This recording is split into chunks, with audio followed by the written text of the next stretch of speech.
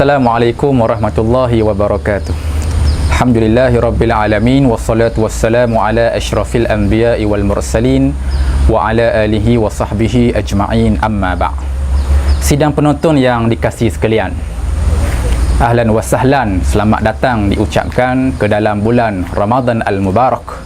Mudah-mudahan ia merupakan bulan untuk kita menjadikan ia sebagai madrasah agar kita lebih kuatkan diri ke arah takwa kita kepada Allah Subhanahu wa taala. Sidang penonton yang dikasihi sekalian, dalam bulan Ramadan Allah Subhanahu wa taala menurunkan Al-Quran sebagai panduan kepada kita. Sebagaimana firman-Nya, "Syahrul Ramadan alladzi unzila fihi al-Quran hudan lin-nasi wa bayyinatin minal huda wal furqan." Bulan Ramadan yang kami telah turunkan Al-Quran sebagai petunjuk kepada manusia dan memperincikan serta menerangkan petunjuk-petunjuk, dan Al-Furqan yang membezakan di antara hak dan batil, Islam dan jahiliyah, tauhid dan syirik kepada Allah Subhanahu wa taala. Alhamdulillah, dalam bulan Ramadan kita melihat ramai masyarakat kita, umat Islam, berlumba-lumba untuk bertadarus, mengkhatamkan Al-Quran. Alhamdulillah, sebagaimana sabda Rasulullah sallallahu alaihi wasallam, "Khairukum man ta'allama al-Quran wa 'allamah." Sebaik-baik kamu ialah golongan yang mempelajari Al-Quran dan juga mengajarkan Al-Quran. Baik, muslimin muslimat, sidang penonton yang dikasihi sekalian, di sini saya cuba untuk mengajak sidang penonton sekalian kita sedikit upgrade ataupun kita sedikit touch up cara pembacaan Al-Quran kita. Kalau selama ni kita hanya membaca satu ayat ke satu ayat, satu surah ke satu surah, satu juzuk ke satu juzuk, tanpa kita melihat makna dan terjemahannya. Jadi pada Ramadan kali ini, saya menyeru kepada sidang penonton, kita sedikit melakukan anjakan paradigma, kita sedikit melakukan pembaharuan, tajdid, untuk kita pertingkatkan lagi. Di samping kita baca satu ayat, kita baca terjemahannya. Kerana kalau kita hanya membaca ayat Al-Quran, kita tidak memahami makna yang terkandung dalam Al-Quran.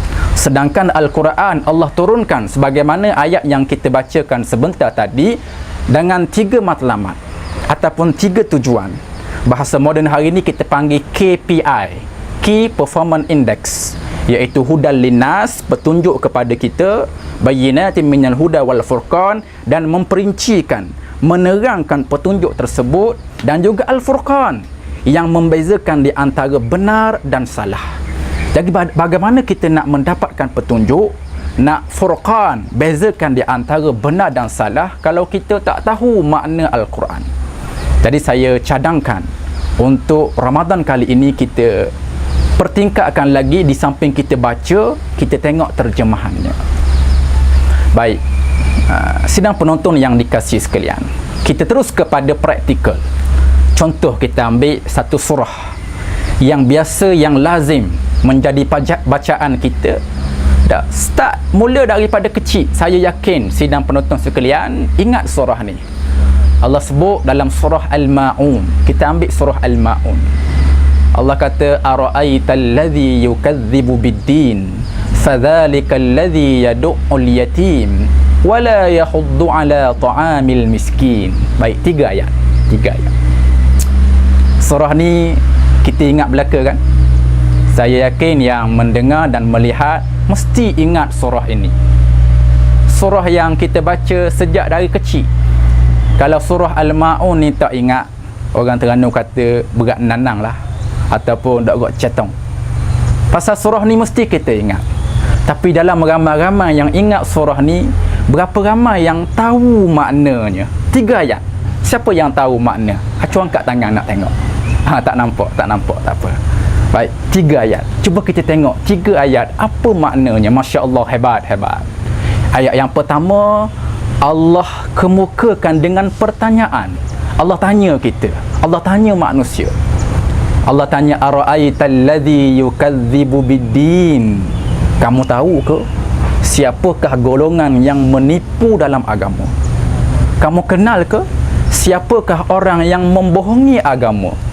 Tengok. Kalau kita tahu makna, baca ayat pertama, kita merasakan suatu feel yang masuk dalam hati kita, zuk yang masuk dalam jiwa kita. Kita makin nak tahu siapa ni golongan yang menipu agama, siapakah orang yang membohongi agama. Allah sambung pada ayat yang kedua, fadzalikal ladzi yad'ul yatim. Itulah golongan yang mensia-siakan anak yatim. Wala yahuddu ala ta'amil miskin, dan golongan yang tidak membantu memberi makan kepada orang-orang yang miskin.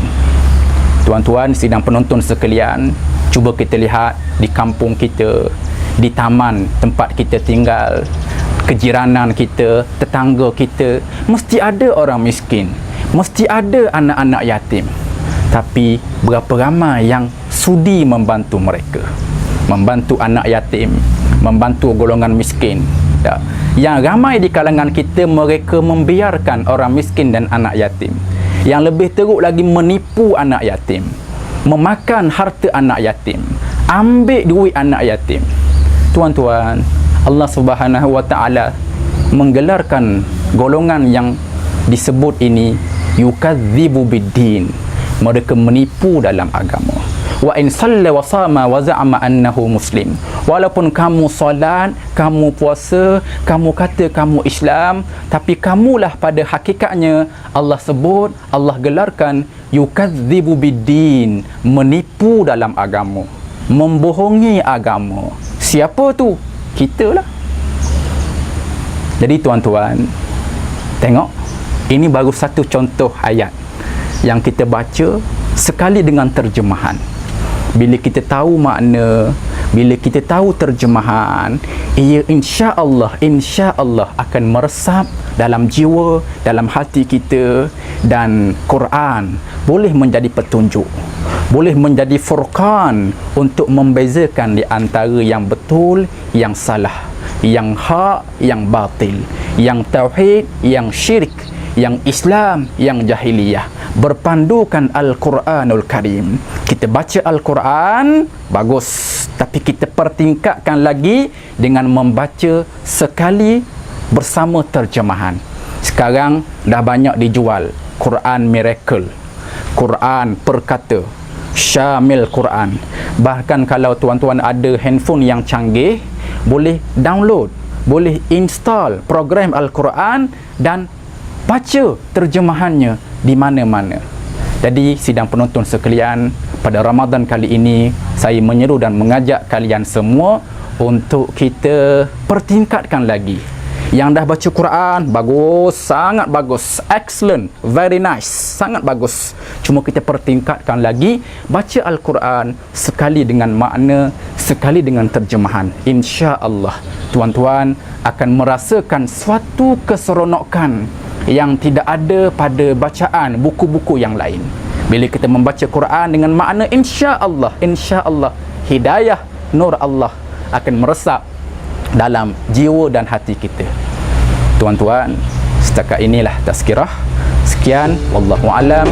Assalamualaikum warahmatullahi wabarakatuh.